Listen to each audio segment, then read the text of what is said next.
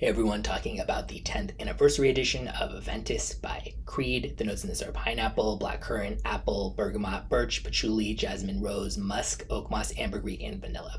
So after trying this, I was convinced it was a whole separate fragrance from, the regular Aventus and not just a different bottle or whatever.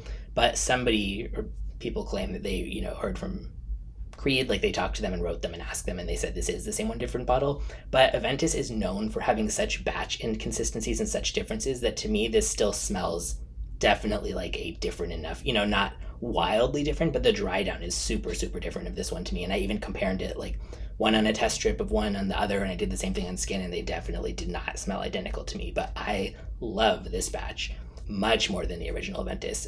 My order for the Aventus flankers would be this one, this batch, the same thing, I guess, as the original. Number two would be Aventus Cologne, not the original Aventus, which is Cologne, but the one specifically called Aventus Cologne, and then third being the original Aventus.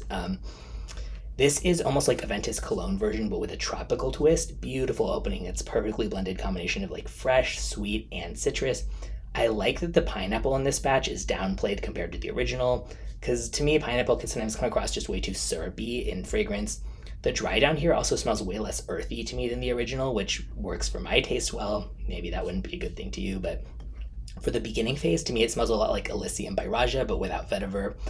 I can see how it's very similar to, other versions of Aventus, but the smell itself, to me, at least based on the one I tried, is definitely not just the same juice in a different bottle, like some reviews are claiming. Like, I guess that's what the company says, but clearly this was like at very least a different batch, or at least a different batch than the regular version of Aventus that I've smelled many times.